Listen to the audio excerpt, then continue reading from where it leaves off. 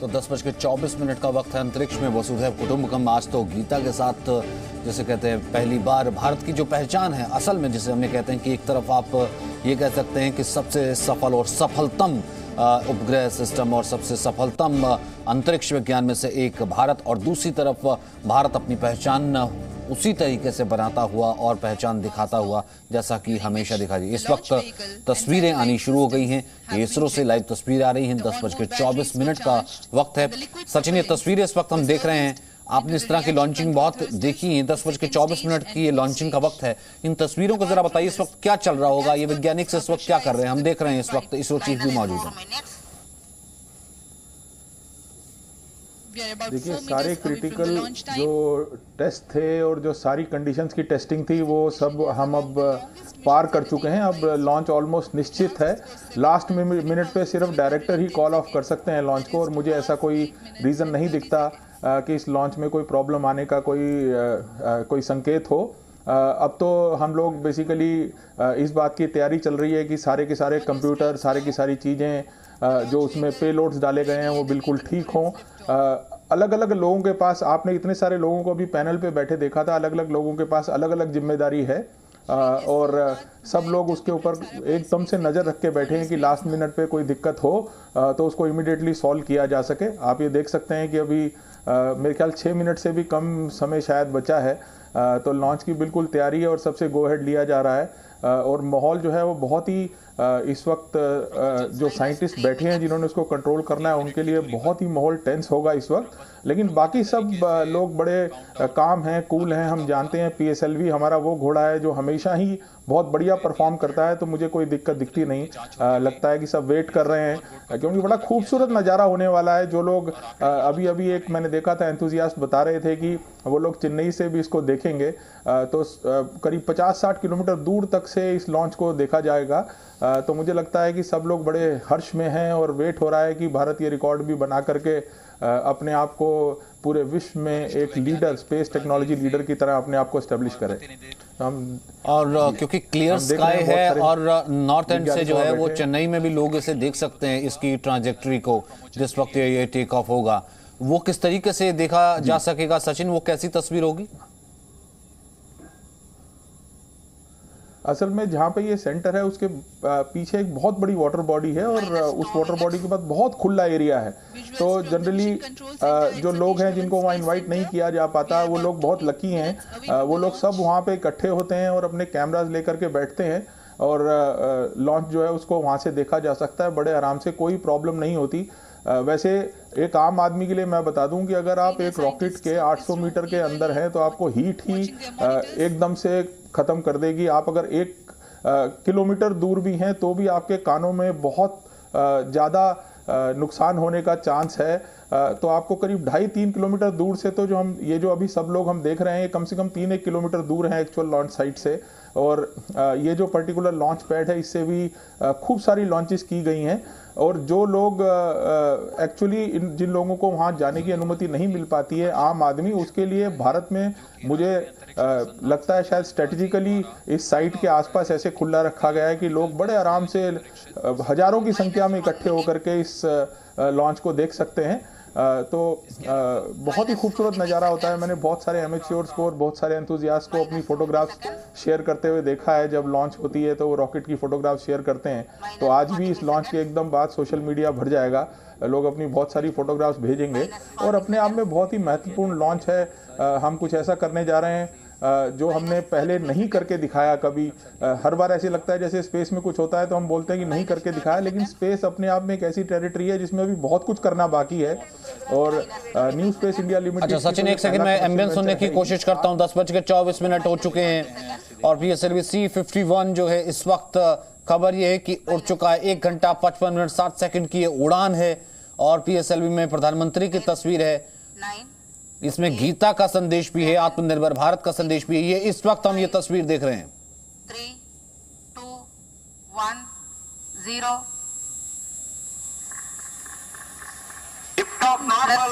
Majestic liftoff and the announcement of normal liftoff from the Range Operations Director. सफलतापूर्वक उत्थापन PSLV C-51 का अपने mission की ओर अग्रसर।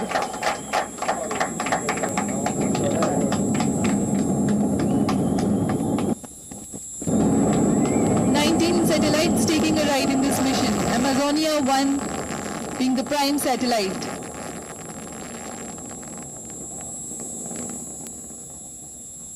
Stage performance normal. आरओडी के अभी घोषणा के अनुसार प्रथम चरण का निष्पादन सामान्य होता हुआ अब प्रमोचन यान अपने अधिकतम गतिक दाब से गुजर रहा है। पूरे नियंत्रण तंत्र सामान्य काम करते हुए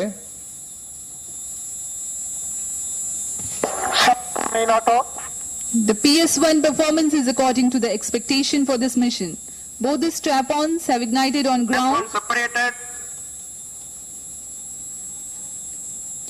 It's 1 minute 15 seconds into the launch. Altitude 40 kilometers. All the ground-lit strap-ons are separated. Core stage will continue to burn for 1 minute 50 seconds.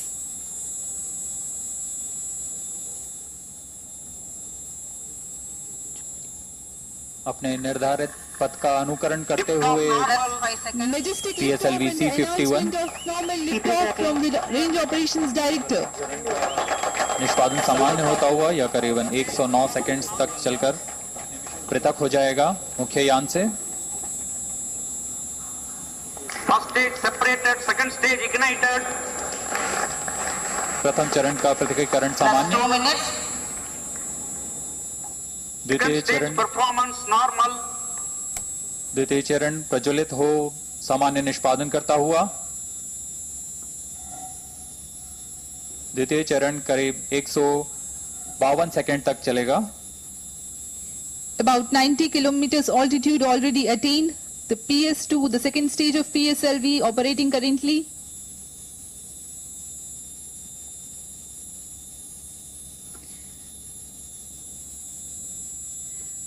You can see on your screens the flight parameters. The second stage operation increases the relative velocity of the launch vehicle. The payload fairing has been separated. And the closed loop guidance also is initiated. These are the two events which are done after the launch vehicle clears the denser part of the atmosphere. Second stage performance normal. The Shah's tracking station is continuing to track, and Trivandrum station also has started to acquire the signal of launch vehicle flight.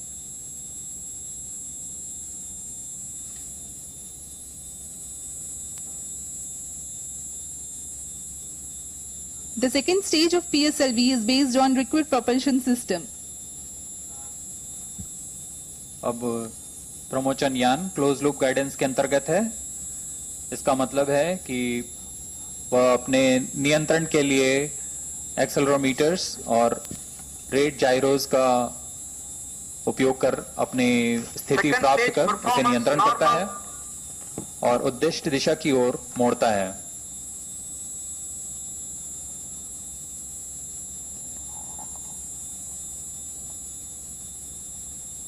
पूरी तरह सामान्य निष्पादन PS2 stage का और निर्धारित पथ का अनुकरण करते हुए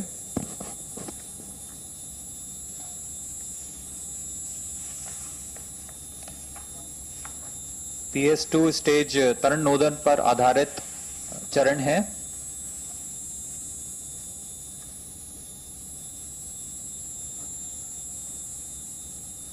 Second stage separated, third stage ignited. अभी अभी आरओडी का संदेश आया है जिसमें PS3 प्रज्वलित हो चुका है। PS2 का Third stage performance normal. सफलतापूर्वक पृथकीकरण किया जा चुका है। Close to 5 minutes past the launch, the PSLV third stage is currently operating and the performance is normal.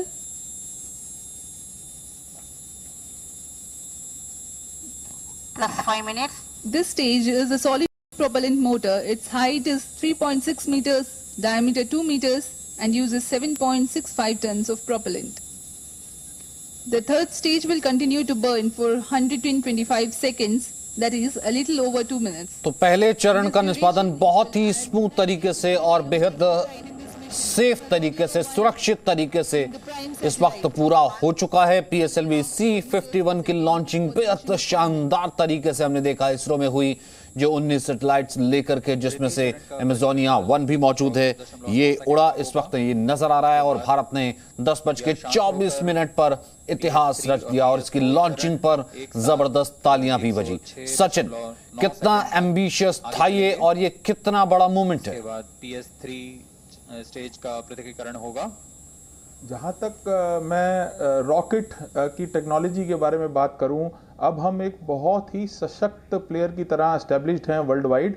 तो जहाँ तक PSLV की बात है, उसमें मेरी ज़्यादा इंपॉर्टेंट बात मैं इस पर डालूंगा, जो वेरिएंट यूज़ किया गया है DS वेरिएंट, इसका मतलब है कि हमने कुछ मोटर्स डिफरेंट तरह की लगाई हैं।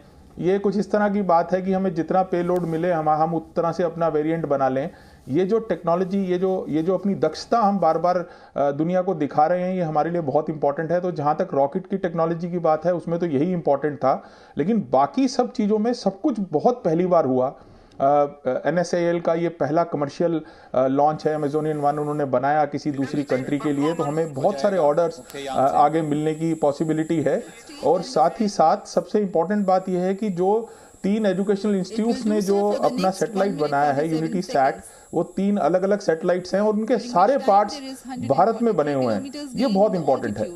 तो कमाल की बात यह है कि सारी टेक्नोलॉजी हम पहली बार दिखा रहे हैं। फिर आप ये देखें कि अपनी संस्कृति यानी भगवत गीता को भेजना, आप अपनी रिसर्च टीम से शायद चेक करा सकते हैं, मुझे नहीं लगता कि इससे पहले किसी देश से इस तरह का एक सांस्कृतिक संदेश स्पेस में गया है। और फिर पहली बार इतने सारे लोगों का नाम एक बोर्डिंग पास के रूप में उन लोगों को मिला है कि वो आज इस सैटेलाइट में, जो एक सैटेलाइट स्पेस किड्स ने बनाया है, सतीश धवन सैटेलाइट, उसमें ये नाम जा रहे हैं। तो भारत ने बहुत कुछ पहली बार एक तरह से एक स्पेस एज की शुरुआत है, एक सोच की शुरुआत है, एक टेक्नोलॉजी को दुनिया को दिखाने की शुरुआत है। तो ये बहुत इंपॉर्टेंट स्टेप हमने लिया। और चित्रा, आपके लिए कैसा मोमेंट था ये? जी, बहुत ही बेहतरीन मोमेंट था। इसके अंदर मैं बताना चाहूँगी कि अगर आप देखेंगे तो इंडिया के अंदर जो US में, अगर पहले जब ये शुरू हुआ था, US रशिया में एक स्पेस रेस होती थी, तो अगर इंडिया ने ये जो स्पेस के अंदर अपना चरण रखा था, ये बहुत देर बाद रखा था, लेकिन इंडिया ने इसको जाइंट लीप की तरह लिया है। इंडिया अब बाकी देशों से पीछे नहीं है, मैं आपको बताऊं, और काफी कम समय में इंडिया ने ये स्टेप लिया है और आगे, और सबसे कम पैसों में हम ये कर पाते हैं, सबसे कम बजट में हम ये कर पाते हैं। ये हमारे लिए महत्वपूर्ण बात है। इसीलिए दूसरी देशों के जो लोग हैं वो हमें, दूसरे देशों की जो स्पेस एजेंसी है वो हमें अप्रोच करती हैं। और इसी के साथ मैं समझती हूँ कि आगे भी हमें और ऐसे प्रोजेक्ट्स मिलेंगे और इसके साथ बहुत ज़्यादा हमारे लिए एक एम्प्लॉयमेंट भी क्रिएट होने वाला है हमारे बच्चों के लिए। स्पेसिफिकली मैं बोलना चाहूँगी कि ये बहुत बड़ी अपॉर्चुनिटी है और दुनिया के लिए, देश के लिए तो ये उपलब्धि है। और जैसे आप देख रहे थे वहाँ पे आपने ग्राफ भी दिखाया, हमारे दर्शक देख रहे होंगे, उस ग्राफ के अंदर वो धीरे धीरे वो ग्राफ की हरी डंडी बढ़ती जा रही थी। तो वो दिखा रहा है कोई भी रॉकेट जो है वो हमेशा कभी भी एक सीधे, हम एक बॉडी को नहीं बना रहे हैं, हम उसको हमेशा स्टेजेस में लॉन्च करते हैं। तो अगर आप एक चरण तक पहुंचते हैं, एक पर्टिकुलर हाइट तक पहुंचते हैं, तो उसके बाद एक स्टेज अलग हो जाता है, जिसकी वजह से बहुत फ़ायदे मिलते हैं हमें इसको स्टेजेस में बनाने के।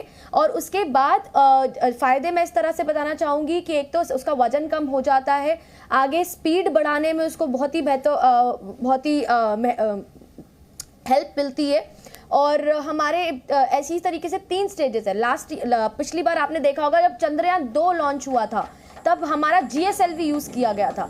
तो अगर हम GSLV की बात करते हैं, जिसको GSLV मार्क थी, जिसको हम अपना बाहुबली भी बोल रहे थे, तो बाहुबली के बाद हमारा ये PSLV आता है। और PSLV की अपनी एक खासियत है, क्योंकि ये हमारे अर्थ के पोलर रीजन की तरफ मूव करता है। पोलर रीजन से मैं समझाना चाहूँगी नॉर्थ से साउथ की तरफ मूव करता है, तो उससे हमें और स्टडी बेटर करने का मौका मिलता है। ब्राज़ील आप देखेंगे तो हमारे इक्वेटर की तरफ निर्धारित है हम, और इंडिया के जो अर्थ स्टेशन है वो ब्राज़ील पर बने हुए हैं। तो ये हमारा 2014 में ये पिटीशन साइन हुआ था हमारा ब्राज़ील के साथ कि हम ब्राज़ील की सैटेलाइट जो है वो भेजेंगे इस साल और ब्राज़ील जो है वो हमारे उसके बदले हमारे अर्थ स्टेशन इस्टेब्लिश करेगा अपनी जगह पर, जिससे कि दोनों देशों को आपस में सहायता मिल सके। तो अपने आप में ये दोनों देशों का मिलन दिखाता है। इंडिया इतना ग्रो कर रहा है, बाकी कंट्रीज के साथ उनकी हेल्प कर रहा है, उनको चीज़ें प्रोवाइड कर रहा है। तो अपने आप में इंडिया के लिए बहुत बड़ी बात है सचिन जी, मैं ये कहना चाहूँगी। और आगे भी हमें ऐसे ही प्रोजेक्ट्स मिलते रहेंगे, आगे के देश हमारे साथ इन्वेस्ट करना शुरू करते रहेंगे और इंडिया जो है वो बहुत ही तेजी से स्पेस एज में ग्रो करने वाला है। और बहुत ही मुझे लगता है कि हम पहले होंगे जो कि लाइफ ढूंढ पाएंगे बाकी के प्लैनेट्स पर, बाकी के उपग्रहों पे।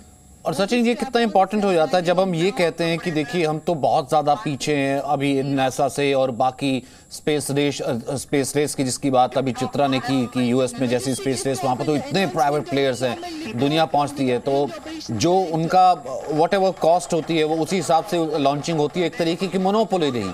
तो क्या उस मोनोपोली को उतने ही सक्षम तरीके से अब हम तोड़ रहे हैं, उतने ही प्रोफेशनल तरीके से, भले ही इसरो जो है हमारा सरकारी संस्थान क्यों ना हो? बिल्कुल बिल्कुल। आप पहले तो सबसे पहले आप ये देखें कि कितना कुछ एकदम से हो रहा है। सबसे पहले तो मैं आपका ध्यान ग्राफ की तरफ लेकर के जाना चाहूँगा। तो ये आप देखेंगे कि जो एक्सपेक्टेड ग्राफ था एग्जैक्टली उसी के ऊपर हमारी जो है परफॉर्मेंस आ रही है। तो ये बहुत बड़ा इंडिकेटर होता है। जो लोग इस बात को टेक्निकली समझते हैं वो देख रहे हैं कि कितना बढ़िया परफॉर्मेंस हमारा PSLV करके दिखा रहा है। दूसरी बात, जैसा कि अभी चित्रा ने कहा और आपने भी पॉइंट आउट किया कि हम लोगों ने शुरू तो बाद में किया लेकिन सबसे तेज जा रहे हैं। आप देखिए अभी पिछले साल हम लोगों ने केवल 3 महीने पहले अनाउंस किया है कि हमारा जो स्पेस इसरो जो है उसकी फैसिलिटी आम जनता के लिए पब्लिक डोमेन में लाई गई और लेते ही हम लोग इमीडिएटली लॉन्च कर रहे हैं। 3 कॉलेजेस एक सैटेलाइट बना करके एक नई टेक्नोलॉजी डिमॉन्स्ट्रेट करने जा रहे हैं जिसका ग्राउंड स्टेशन उन्होंने अपने कॉलेज में लगा रखा है।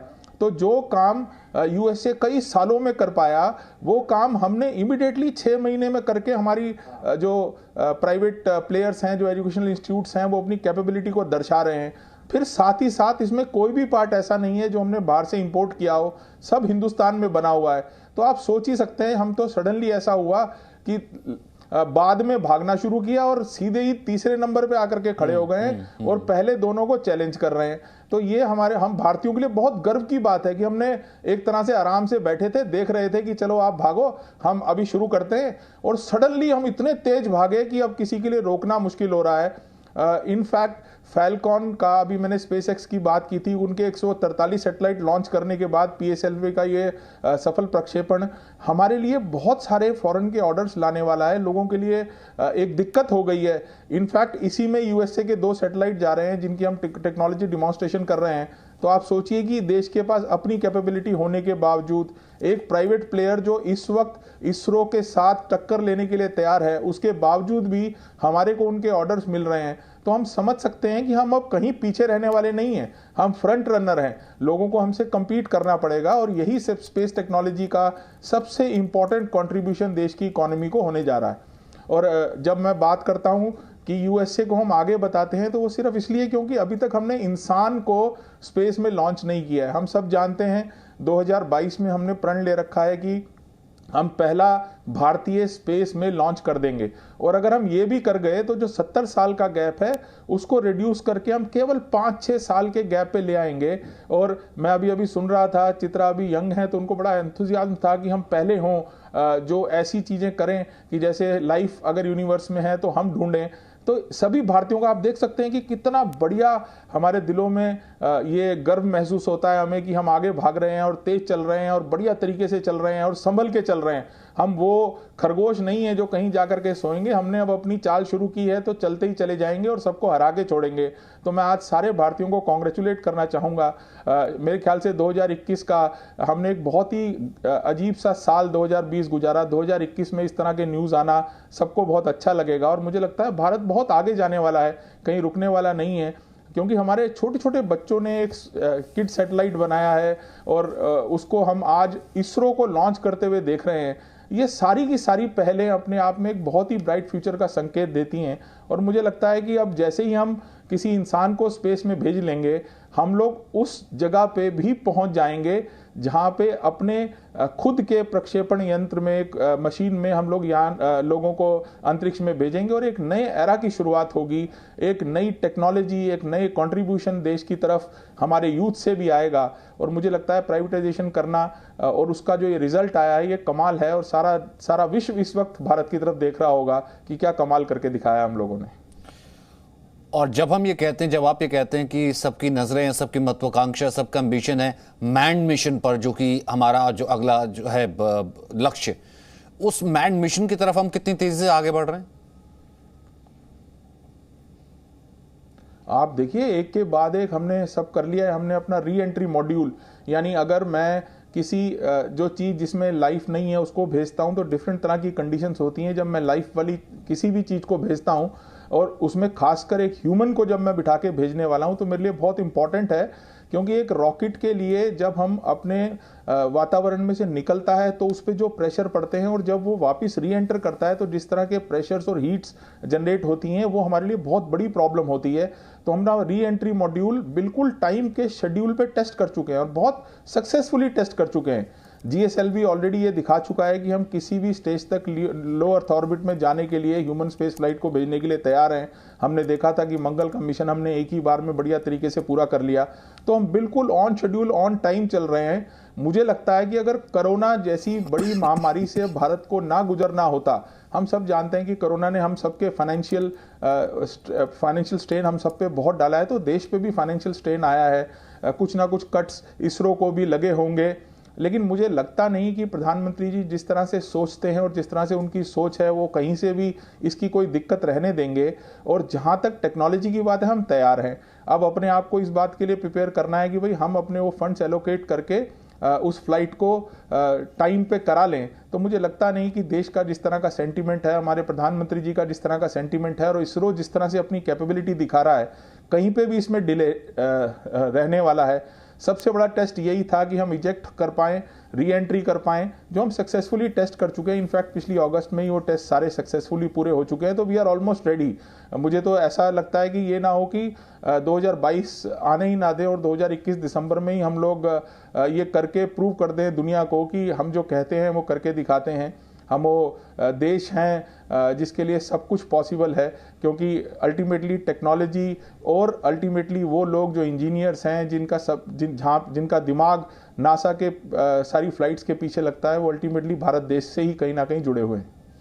Presenting V News app, available on Google Play and App Store. Download it now.